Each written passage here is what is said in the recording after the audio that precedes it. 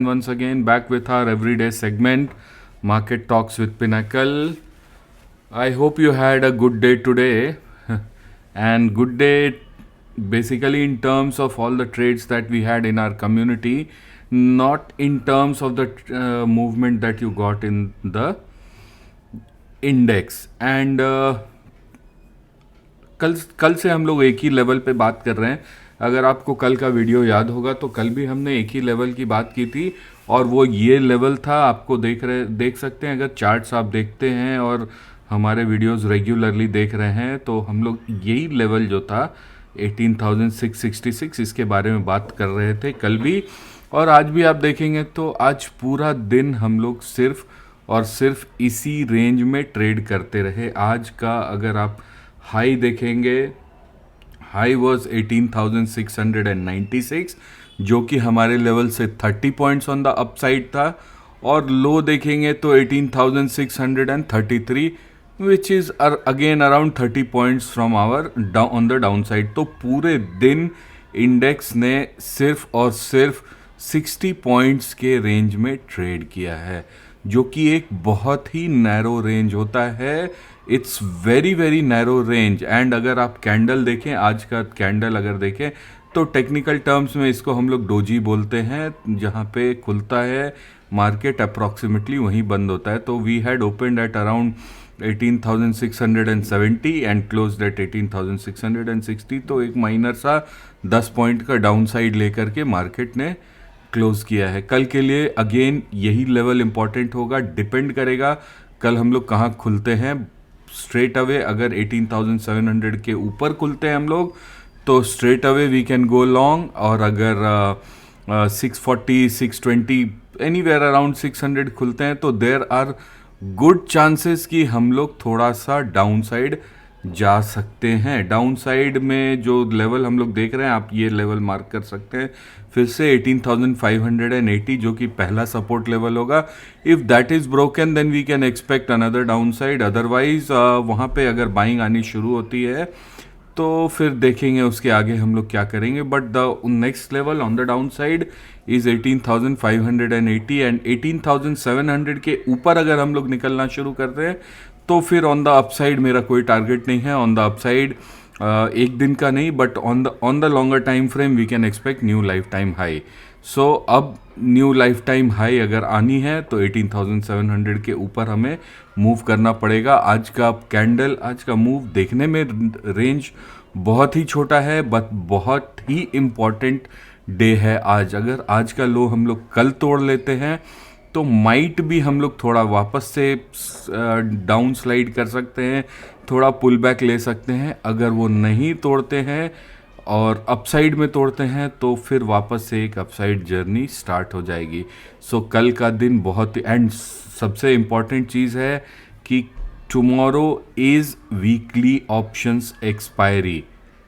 तो इसलिए हो सकता है कि वोलेटिलिटी थोड़ा सा ज़्यादा रहे. तो कल बिल्कुल ही संभल करके ट्रेड करिएगा. बहुत ज़्यादा जैसे आज कमेंट्री में आपने पढ़ा होगा that being a technical analyst हमारा काम प्रेडिक्शन का नहीं है, हमारा काम जो है वो है रिस्क मैनेजमेंट का. तो आप लोग ध्यान दें, प्रेडिक्शन पे बहुत ज़्यादा ना जाएं. हो सकता है आपको अपना स्टैंड दोनों बदलना पड़े. हो सकता है आज हम लोग बुलिश प्लान करें, कल बेरिश होना पड़े, या आज बेरिश प्लान कर रहे हों, कल वापस से बुलिश होना पड़े. तो इसीलिए हमेशा वो फ्लेक्सिबिलिटी बना करके रखा करिए. Don't be too much adamant to your views. अगर हम लोग बैंक निफ्टी की बात करें, बैंक निफ्टी में भी वैसा ही कुछ देखने को मिला. एंटायर डे 44,000 के ऊपर एंड 44,140 150 के आसपास का हाई बनाया. So there is some profit booking going on at 44,150. आज पूरे दिन बैंक निफ्टी ने 150 पॉइंट के रेंज पे ट्रेड किया 150 पॉइंट्स के रेंज में. अगर इसका कैंडल देखें तो बिल्कुल ये भी सेम टू सेम जैसा निफ्टी का बना है, डोजी कैंडल बिल्कुल वैसा ही बना है. तो अब कल के लिए भी रेंज सिंपल है. 44,150 के ऊपर अगर हम लोग जाते हैं we can have some decent good upside. And अगर 44,000 के नीचे अगर जाना स्टार्ट करते हैं तो एक स्लाइड हो सकती है, एक करेक्शन हो सकती है, देखते हैं वो करेक्शन कहाँ तक हो सकती है, तो वो देखने की बात होगी। बट ये चीज़ डेफिनेट है दैट बैंक निफ्टी अभी भी स्ट्रॉन्गर इंडेक्स है। आज नॉर्मली हम लोग इस सेगमेंट में कभी निफ्टी, बैंक निफ्टी और कोई एक अच्छा स्टॉक हमें मिल जाता है तो हम लोग बात करते रहते हैं उसके बारे में। We have always tried to keep you updated on whatever is happening. तो अगर आपको याद होगा कुछ दिन पहले हमने ये चार्ट, अगर आपको याद हो, निफ्टी मिड कैप का हमने बनाया था। दैट निफ्टी मिड कैप ने इसमें कंसोलिडेशन किया है और अब एक बहुत ही बढ़िया ब्रेकआउट इस लेवल से ये दे चुका है। और अब ऑलरेडी देख रहे होंगे कि आपके पोर्टफोलियो के बहुत सारे स्टॉक्स अच्छा मूव कर रहे हैं। तो आपको जो कंप्लेंट थी कि निफ्टी लाइफ टाइम हाई पे पहुंच गया है बट आपके पोर्टफोलियो स्टॉक्स नहीं मूव कर रहे हैं, शायद वो कंप्लेंट्स अब दूर हो रही होंगी, because most of the stocks they have started to move.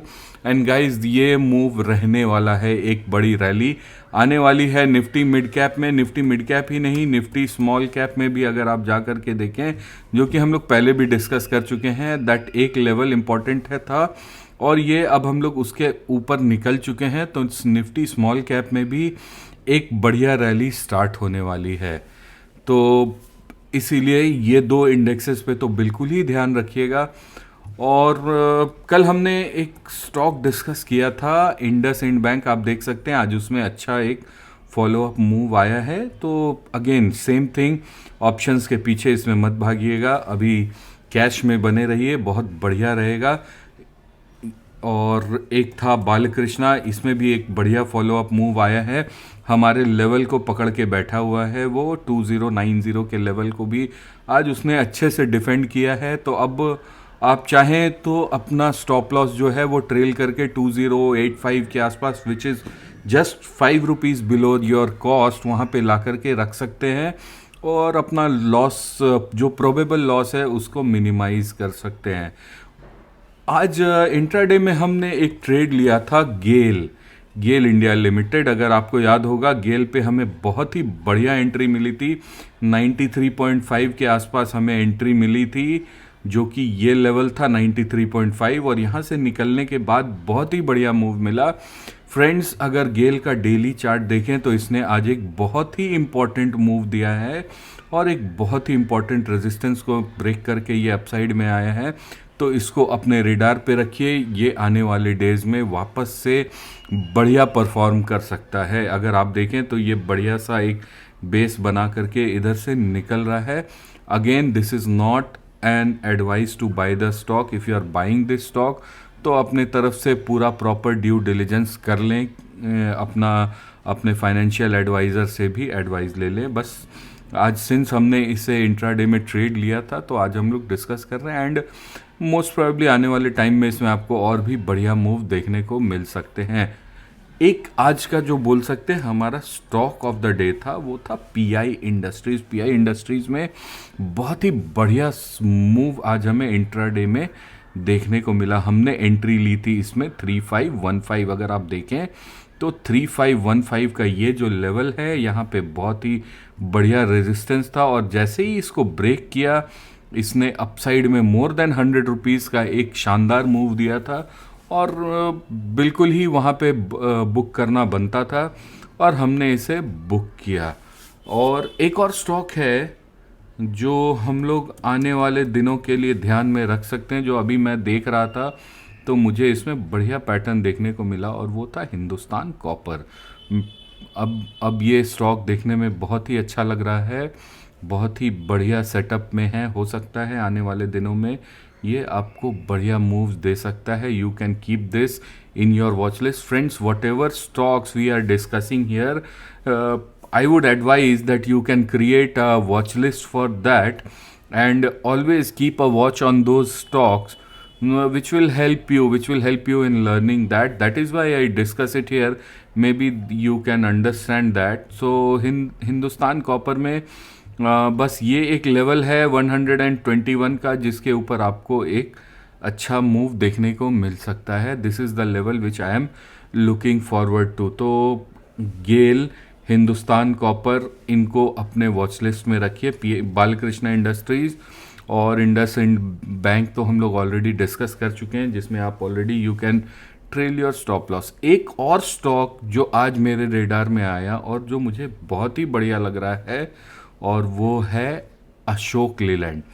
अगर इसको देखें तो बहुत ही बढ़िया स्ट्रक्चर ये बनाता हुआ दिख रहा है ये स्टॉक। ऑल्दो इसने अभी मोमेंटम नहीं पकड़ा है, तो हो सकता है कि ये थोड़ा स्लो मूव करेगा। ज़रूरी नहीं है कि इसमें इमीडिएट आपको फास्ट मोमेंटम आएगा, पर अगर आप इसमें ध्यान से देखें तो आपको ये इस रेंज में यहाँ पे एक बहुत ही बढ़िया 142 143 के आसपास एक बढ़िया सपोर्ट बनाता हुआ दिख रहा है इस रेंज में। तो हो सकता है कि अगर ये सपोर्ट होल्ड करे तो इसमें आने वाले दिनों में कुछ अच्छा मूव्स आपको देखने को मिल सकता है। सो इसको भी अपने वॉच लिस्ट में रखें ज़रूर से। फ्रेंड्स, आज मुझे एक मैसेज आया एक आपके ही ग्रुप से किसी का, एंड ही टोल्ड मी कि सर आप एक वीडियो ऐसा क्यों नहीं बनाते जिसमें आप प्रॉफिट बुकिंग के बारे में बताएं कि आप कहाँ पे प्रॉफिट बुक कर सकते हैं, और how should a retailer book profits in the intraday और इन अ पोजिशनल ट्रेड और anything like that. Friends, if you remember, we have discussed many times, this the same thing in our commentary। सबसे बड़ी चीज़ क्या होती है, ये एक बहुत ही टेक्निकल सब्जेक्ट है। तो एंड जब हम लोग प्रॉफिट बुक करते हैं तो इसके पीछे एक टेक्निकल रीजंस भी होता है, लेकिन एक सबसे गुड प्रैक्टिस जो मैं मानता हूँ and which I always advise to everybody, suppose आप किसी स्टॉक में आपने पोजीशन बनाया and it has given you a good move, maybe something like 15 20 30% का मूव आया, और आप सोचते हैं कि अब मुझे प्रॉफिट बुक करना चाहिए या नहीं करना चाहिए। Most of the time you will and up booking your profits. आप वहाँ पे प्रॉफिट बुक कर लेते हैं, लेकिन प्रॉब्लम वहाँ नहीं होती है। प्रॉब्लम होती है तब जब आप उस स्टॉक को 20-30% से देखते हैं, वो 50-100-200% तक का भी गेन कभी कभी दे जाता है। ऐसे केसेस में आपको रिग्रेट होता है। So guys, again you have to understand, ऐसी प्रोबेबिलिटी के trading is a game of probability. तो आपको समझना होगा कि ऐसा जो होगा वो 50 में से किसी 10 स्टॉक के साथ होगा, जो कि मतलब है which is around 20% probability. 80% of the time you will see the stock give you a good pullback. मैं इसके बारे में अक्सर हमेशा छोटा सा एग्जाम्पल दिया करता हूँ दैट आप किसी पार्टी में जाते हैं और वहाँ पे आपके सामने बहुत सारा खाना पड़ा रहता है, तो आप कितना खाना खाते हैं?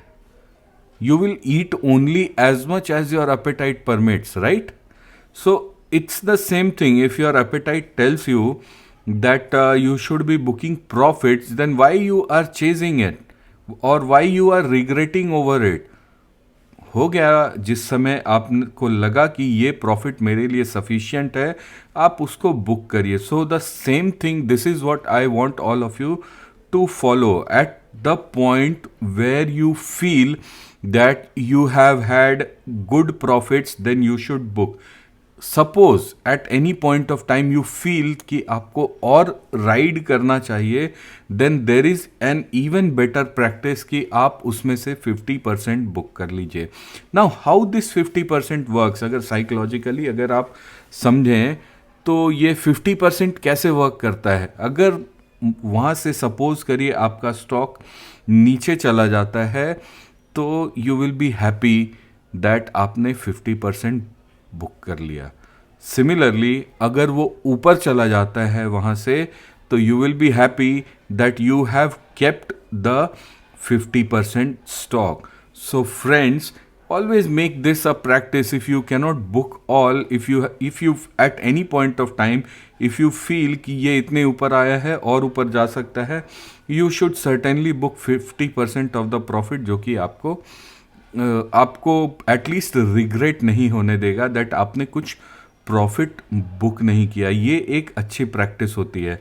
कुछ और भी गुड प्रैक्टिसेस है जैसे आप कभी भी किसी स्टॉक में एंटर करते हैं, सपोज करिए 100 रुपये का स्टॉक है, the moment it moves to 105 and you enter at 100, the moment it moves to 105 आप अपने स्टॉप लॉस को ट्रेल करके 100 रुपीज़ पे कर लीजिए, और वो जैसे जैसे ऊपर चलता जाए आप अपना स्टॉप लॉस को ट्रेल करते जाइए, rather than booking full amount. What you can do is you can keep trailing your stop losses. तो इस तरह से आप अपने मैक्सिमम से मैक्सिमम प्रॉफिट को भी प्रिजर्व कर पाएंगे, आप प्रॉफिट्स को भी लंबा राइड कर पाएंगे। तो ये दोनों ही चीज़ें होती हैं। और उसके बाद सपोज करिए कि वो 110 चला जाता है तो आप 105 पे ट्रेल कर लेते हैं। Now the regret starts is, क्योंकि ह्यूमन माइंड है, द रिग्रेट स्टार्ट्स इज कि जब वो 110 चला जाता है और वहाँ से 105 आता है तो you have seen your value at 110, तो आपको एक्सपेक्ट करते हैं कि वो वापस 110 पे जाएगा तो आप बुक करेंगे। नहीं, वो गलती है। आप ट्रेल करना स्टार्ट करिए और 105 पे आता है तो एक बार निकल जाइए। इफ़ द सेटअप परमिट्स आप वापस से दोबारा एंटर कर सकते हैं, लेकिन अगर स्टॉप लॉस को ट्रेल कर रहे हैं तो इस चीज़ को हमेशा ध्यान रखिए कि अगर ट्रेलिंग स्टॉप लॉस हिट होता है you should make an exit. उसके बाद वापस से you can have a fresh view, you can have a fresh entry and you can make a fresh trade. तो इस चीज़ को हमेशा ध्यान रखिए।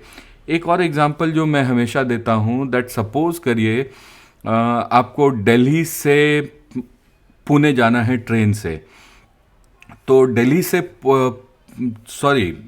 से पुणे जाने वाली ट्रेन है, उसमें आपको जाना है सिर्फ नागपुर तक। You only want to go till Nagpur. तो आप क्या करते हैं, आप नागपुर उतर जाते हैं। उसके बाद क्या आप बार बार आकर के स्टेशन पे चेक करते हैं कि वो ट्रेन पुणे क्यों चली गई। सो ये एक बहुत ही इंपॉर्टेंट लेसन होता है। आपकी जर्नी जहाँ तक है आप वहाँ तक राइड करिए। अगर आपने इनिशियली सोचा था दैट मैं इस स्टॉक में 100 रुपीज़ में एंटर करूँगा, 110 तक राइड करूँगा, तो आप 110 पे आपको अगर लगता है, if you are happy with the profit, तो वहाँ पे एक बार निकल जाइए। एक बार से निकल जाना हमेशा गुड प्रैक्टिस होता है। आपका टारगेट फुलफिल हो गया है, आपकी जर्नी जहाँ तक है आप वहाँ पे ट्रैवल करिए और उसमें खुश रहिए। कभी कभी क्या होता है, बहुत लंबा ट्रैवल करने के चक्कर में sometimes, and not only sometimes, most of the times ये सारे रिटेल प्लेयर्स के साथ होता है कि stock comes back to its cost and at times you even end up going in losses. तो ये गुड प्रैक्टिस तो हमेशा रखिए कि जब भी स्टॉक अपने कॉस्ट प्राइस से एक कंसिडरेबल पॉइंट के ऊपर चला जाता है तो आप उसका स्टॉप लॉस ट्रेल कर लीजिए, चाहे वो इंट्राडे हो, चाहे स्विंग ट्रेड हो, चाहे पोजिशनल ट्रेड हो। आप उसको वापस कॉस्ट के नीचे जाने को अलाउ मत करिए। This way you can save a lot of money, you can save a lot of trauma. So friends, आज के लिए बस इतना ही। हम लोग कल फिर मिलेंगे, फिर कुछ नए नगेट्स के साथ। तब तक के लिए thank you so much. Keep listening, की subscribe to our channel, share our videos. If you like my views then definitely leave a comment. और अभी भी अगर आप हमारे टेलीग्राम चैनल को फॉलो नहीं कर रहे हैं तो उसका लिंक हमारे डिस्क्रिप्शन में है, उसको ज़रूर फॉलो करिए। कल फिर मिलते हैं after the market. Thank you.